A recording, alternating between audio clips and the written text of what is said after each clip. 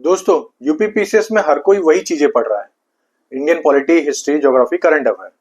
लेकिन असली फर्क वो टॉपिक्स लेके आते हैं जिन्हें हर कोई नहीं पढ़ता, लेकिन हर साल पेपर में पूछ लिया जाता है। तो आज की इस वीडियो में हम बात करेंगे 5 to 7 मोस्ट इग्नोर्ड लेकिन सबसे स्कोरिंग टॉपिक की। इन 7 to 10 टॉपिक्स को अगर आपने इग्नोर कर दिया तो आप अपने सिलेक्शन के सपने से दूर हो सकते हो। ठीक है, तो आज की इस वीडियो में हम डिटेल में बात करेंगे कि कौन कौन से ऐसे टॉपिक्स हैं, जैसे कि मैंने यहाँ पे टॉपिक्स भी बनाए हैं उनके बारे में, और कौन कौन से ऐसे स्टेप्स हैं जिसको आप करने पे एक एक्स्ट्रा स्टेप चढ़ जाओगे अपने सिलेक्शन की तरफ से। इसी के साथ में दोस्तों कि कुछ मेरी तरफ से टिप्स रहेगा कि मैंने क्या किया था वन लाइनर फैक्ट के लिए, नोट्स बनाने की टेक्निक्स कैसी हो सकती है, और बाकी सब चीजें। बस अगर आपको वीडियो अच्छा लगता है तो लाइक, शेयर और सब्सक्राइब ये 3 चीज जरूर कर देना। ठीक है, चलिए सबसे पहली चीज क्या है कि not clearly written in the syllabus. कुछ कुछ चीजें सिलेबस में क्लियरली रिटन नहीं है, आज उसको भी कवर करेंगे, इसके ऊपर बनाया भी हूं। Stuck in the major subject, 40 to 50 question जो क्वेश्चन होते हैं वो डायरेक्टली यहीं से आते हैं, इन्हीं टॉपिक से आते हैं जिनके बारे में आज हम बात करेंगे। ठीक है, तो 40 to 50 क्वेश्चन आप यहाँ पे करेक्ट कर सकते हो, और ये डेफिनेटली विद प्रूफ के साथ में आ सकता हूँ अगर आपको चाहिए तो। No time to make a short notes, आप शॉर्ट नोट्स बनाते नहीं हो, और उसके नोट्स नहीं बनाते स्पेशली, जैसे सेंसस हो गया, यूपी स्पेसिफिक हो गया, ये सब के आप नोट्स ही नहीं बनाते हो, तो जिससे आपका सबसे बड़ा नुकसान हो जाता है। नो स्मार्ट प्लानिंग, मतलब मैं बता दिया ना आपको 40 to 50 क्वेश्चन डायरेक्टली यहीं से आता है, मगर हम सोचते ही नहीं है उसके बारे में। अब छोटी चीजें लगती है, लेकिन यही छोटी चीजें जो होती है ना, ये आपका सिलेक्शन दिला देती है। अब आप सोच सकते हो कि 40 से 50 क्वेश्चन जब डायरेक्टली वहीं से आ रहा है तो मतलब बहुत बड़ी चीज है। ठीक है, तो किल जोन क्या हो सकता है? तो किल जोन कुछ कुछ लोगों का, हर कोई को एक एक पर्टिकुलर टॉपिक हो सकता है। फॉर एग्जाम्पल, किसी को सेंसस याद होगा, लेकिन किसी को सेंसस सिर्फ सेंट्रल का याद होगा, अगर कोई यूपीएससी से यूपीपीसीएस में यहाँ पे शिफ्ट हो रहा है। आज उनके ऊपर भी बात करेंगे जो यूपीएससी से यहाँ पे यूपीपीसीएस के लिए आ रहा है, जिन्होंने ऑलरेडी 2 बार यूपीएससी का दे चुके हैं और पहली बार यूपीपीसीएस की तरफ आ रहे हैं, आज उनके ऊपर भी बात करेंगे। ठीक है, चलिए देखिए, सबसे पहला जो most ignored but scoring topics कौन कौन से हैं, तो ये है यूपी गवर्नमेंट स्कीम्स के। ठीक है, इसमें आपको क्या करना है, focus only central government scheme नहीं। सेंट्रल गवर्नमेंट स्कीम से बहुत कम क्वेश्चन आते हैं, सबसे ज्यादा जो क्वेश्चन आता है यूपी के रेगुलर बेस्ड जो स्कीम चल रही है वहां से सबसे ज्यादा क्वेश्चन आएंगे। जैसे कि कोई कल्चर मिनिस्ट्री स्टैब्लिश हो रही है तो कहाँ पे मिनिस्ट्री स्टैब्लिश हो रही है, कोई इंटरनेशनल पोडियम स्टैब्लिशमेंट हो रहा है तो वो कहाँ पे स्टैब्लिश हो रहा है, कोई सॉफ्टवेयर हब बन रहा है तो कौन सी सिटी हब बन रही है यूपी में, ऐसे करके क्वेश्चंस आते हैं। तो ये आपको पता होना चाहिए। सबसे पहली बात है, यूपी गवर्नमेंट स्कीम में सबसे ज्यादा फोकस आपको रखना है यूपी के रिलेटेड जितने भी स्कीम्स हैं। इसका एक क्लासिक एग्जांपल है, आई थिंक 2020 के क्वेश्चन पेपर में पूछा गया था कुछ विवेकानंद स्कीम के बारे में, मोबाइल डिस्ट्रीब्यूशन के बारे में। अब वो स्कीम यूपी की थी, डायरेक्टली क्वेश्चन था, बहुत इजी क्वेश्चन था। सेम चीज है अभी 2024 के क्वेश्चन पेपर में भी यूपी पीसीएस में ज्यादातर यूपी पीसीएस के ही क्वेश्चन पूछे गए, विद प्रूफ के साथ। आप जाके अभी क्वेश्चन पेपर को उठा के देख लीजिए, आपको समझ में आ भी जाएगा। ठीक है, अब आता है हमारा, फिर उसके बाद आता है सेंसस। देखिए सेंसस दो है, एक तो इंडिया का हो रहा है और एक यूपी का, यूपी की तरफ से होता है, मतलब यूपी सॉरी इंडिया जो सेंसस अटेंड करवाता है इसी में यूपी की भी होती है। तो हर एक डिस्ट्रिक्ट के हिसाब से भी पता चलता है कि हर डिस्ट्रिक्ट में कितनी पॉपुलेशन है, कौन मेल सबसे ज्यादा लिटरेट है, कौन अनलिटरेट है, तो इलिटरेट है सॉरी। तो ऐसे आपको इन चीजों के ऊपर काम करना पड़ेगा। तो आप ये चीज देखिए कि कौन से डिस्ट्रिक्ट में सबसे ज्यादा लिटरेट मेल है, कौन से डिस्ट्रिक्ट में सबसे ज्यादा इलिटरेट मेल है, कौन से डिस्ट्रिक्ट में सबसे ज्यादा लिटरेट फीमेल है, और कौन से डिस्ट्रिक्ट में सबसे ज्यादा इलिटरेट फीमेल है। आपको इस तरीके से पढ़ना पड़ेगा, कहाँ पे वुमेन्स मोर्टेलिटी रेट कहाँ पे सबसे ज्यादा है, कहाँ पे मोर्टेलिटी रेट कम है। आपको ये सब चीजों के ऊपर भी काम करना पड़ेगा। ठीक है, तो सेंसस में आपको ये सब चीज के ऊपर करना पड़ेगा। दूसरा क्या है, folk culture and GI tag. अब डांस के ऊपर आपको देखना पड़ेगा कहाँ कहाँ पे कौन कौन से डांस परफॉर्म होते हैं इंडिया में।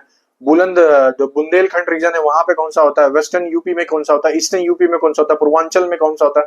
तो आपको ये सब चीजें, छोटी छोटी चीजें आपको नोटिस करनी पड़ेगी और उस हिसाब से देखना पड़ेगा। लोकप्रिय संगीत कौन कौन सी होती है, सोहर कहाँ पे गाया जाता है, कहाँ पे सोहर इवॉल्व हुआ था, ये सब चीजें, जो चीजें छोटी छोटी चीजें होती है ना, इनके ऊपर आप काम करोगे तो आपका स्कोर ऑटोमेटिकली इंक्रीज हो जाएगा। बहुत सारे लोग के लिए दिमाग में डाउट होता है, चाहे वो आरओ हो चाहे यूपी पीसीएस हो, कि मेरा स्कोर नहीं बढ़ रहा। वो इसके लिए नहीं बढ़ता क्योंकि आप इन सब चीजों को इग्नोर करते हो। ठीक है, अब आता है आर्ट्स। आर्ट्स नॉर्मली जहां जहां पे जो जो म्यूजियम्स बने, एक बार आया भी है 2020 के क्वेश्चन पेपर में भी आया। इवन जो आरओ का क्वेश्चन पेपर हुआ था जिसमें पेपर लीक हुआ था, उसमें भी एकेडमी से रिलेटेड आया था कि एकेडमी में मैच द फॉलोइंग के ऊपर से आया था।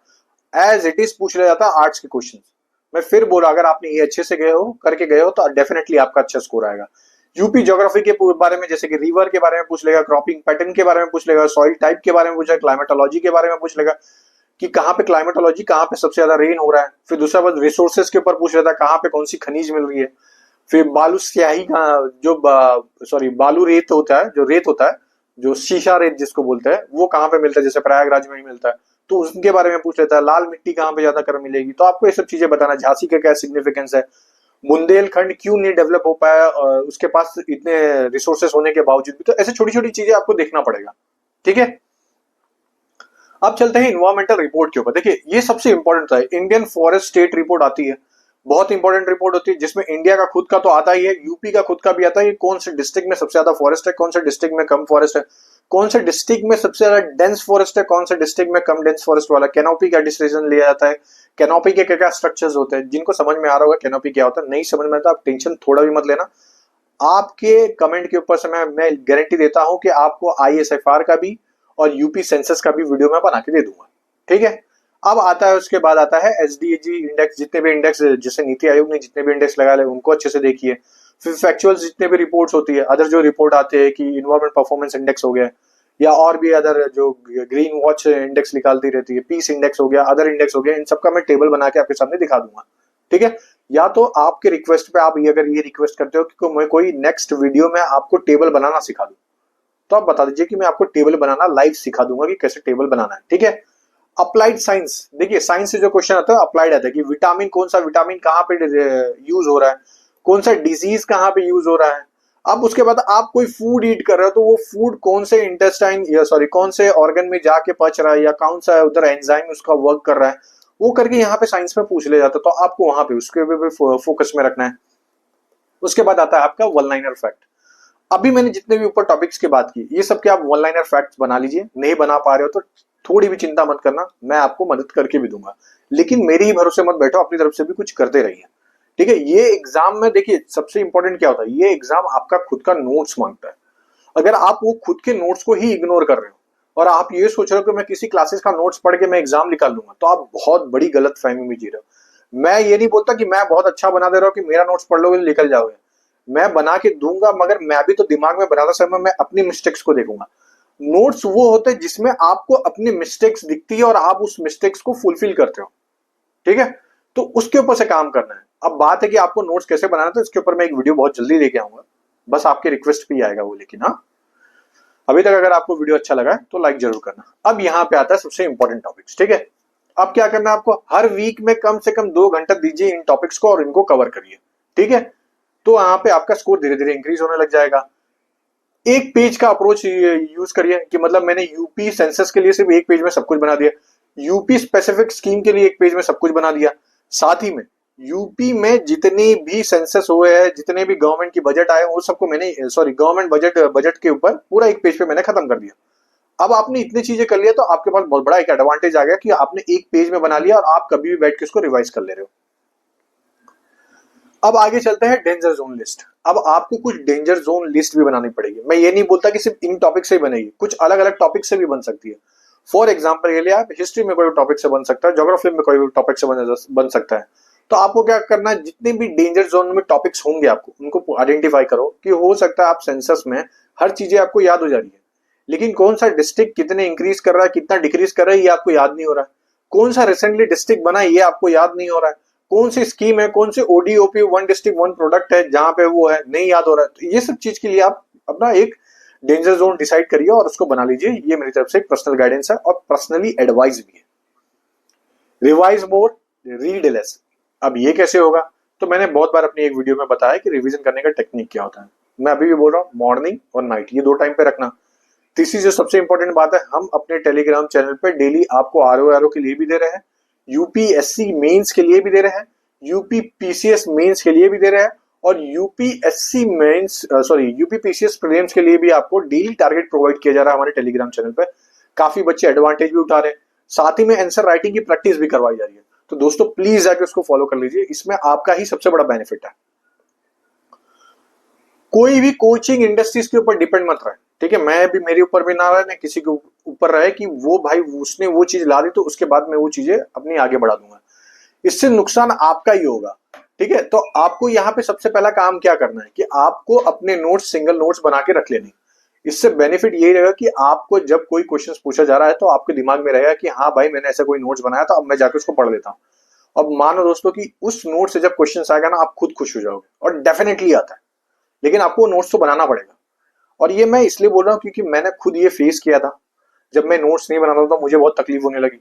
तो फिर मुझे समझ में आया कि ऐसे कुछ नोट्स होने चाहिए जो लास्ट के मंथ पे मैं 10 से 15 बार रिवाइज कर सकूं, और बस वो एक ही बार बनाना रहता है, फिर वो हर बार अप्लाई हो जाता है। ठीक है। Make your own scoring teacher, ठीक है, ट्रैकर। अब मैंने हर एक टेस्ट में हम लोग ने लास्ट में परफॉर्मेंस टेबल दिया। उस परफॉर्मेंस टेबल में आपको सिर्फ जाके अपनी एंट्री करनी है कि कैसे कैसे किया जाता है। जिनको नहीं पता है, मैंने ऑलरेडी बहुत सारे वीडियो में एक्सप्लेन किया कि कैसे उसको चेक करना है। वहां से सबसे पहली चीज आपकी एक्यूरेसी पता चलेगी, आप कैसे टेस्ट में क्या परफॉर्म कर रहे हो वो पता चलेगा। और हमने अभी एक पहला टेस्ट परफॉर्म करवाया है और अटेंड करवाया है, बहुत सारे लोग ने उनको दिया भी है, और उनको पता भी चला है कैसे यूपी पीसीएस के बेस पे होके ही बनाया गया। तो वहां से आप अपनी कमी पता लगाइए, फिर उसके बाद हम जब दूसरा टेस्ट देंगे तो आप उस कमी पे काम करना चालू करोगे, समझे। मतलब हमारा ये नहीं है कि आपका हर एक सब्जेक्ट मजबूत कराएंगे, हमारी तरफ से आपको वो प्रोवाइड किया जा रहा है जहां पे आप वीक हो। अब आप साइंस में मजबूत हो तो आपको मैं साइंस क्यों मजबूत कराऊंगा, आपकी हिस्ट्री कमजोर तो आपको मैं हिस्ट्री कमजोर मजबूत कराऊंगा। तो हमारी तरफ से कमजोर पॉइंट पे काम किया जा रहा है, ना कि हर चीजों को कवर करने की कोशिश किया जा रहा है। ठीक है, क्योंकि हर चीजें आप कवर कर ही रहे हो। Trust yourself but audit yourself too. अब कैसे करेंगे, जैसे कि मैंने बताया परफॉर्मेंस टेबल वो करिए। अपने पास एक डायरी कैरी करिए, जैसे कि मेरे पास ऐसी कोई डायरी रहती है। अब मैंने इस डायरी में क्या करता हूँ कि मैं अपना डेली का शेड्यूल लिख देता हूँ। अब ये शेड्यूल लिखने के बाद जैसे जैसे मैं कंप्लीट करता हूँ तो हो जाता है, और वीक के एंड तक जाते जाते मतलब सैटरडे के नाइट में मैं परफॉर्मेंस देख लेता कि मैंने कितना अच्छा परफॉर्म किया, कितने टॉपिक्स को मैंने खत्म किया। इससे मेरा कॉन्फिडेंस इंक्रीज होता है और नेक्स्ट वीक में करने के लिए परफॉर्मेंस के लिए पावर भी बचती। तो दोस्तों मेरी तरफ से जो सबसे पर्सनली एडवाइस है, जो 6 से 7 टॉपिक मैंने आपको बताया है, इसको थोड़ा भी इग्नोर मत करना, वरना तो आपका अटेम्प्ट चुक सकता है। ठीक है। और दोस्तों सबसे जो इंपॉर्टेंट चीज है कि वन लाइनर नोट्स कभी भी बनाने से पीछे मत हटना, क्योंकि वन लाइनर नोट्स आपका सिलेक्शन दिलाएंगे। हाँ, नोट्स कैसे बनाना है इसके बारे में मैं बहुत जल्दी एक वीडियो लेके आऊंगा, लेकिन उसमें उससे पहले आप अपनी तरफ से एक बार ट्राई तो करिए, और घटना चक्र को कैसे पढ़ना है और नोट्स कैसे बनाना है, ये दोनों के वीडियो एक में ही आ जाएंगे। दोनों को मैं बहुत डिटेल में समझाऊंगा। ठीक है दोस्तों, तो आज के लिए इतना ही। अगर आपका और भी कोई डाउट होगा तो आप हमें कमेंट करना, और अच्छा लगा वीडियो तो प्लीज सब्सक्राइब करके आना। ठीक है, चलिए, जय हिंद दोस्तों।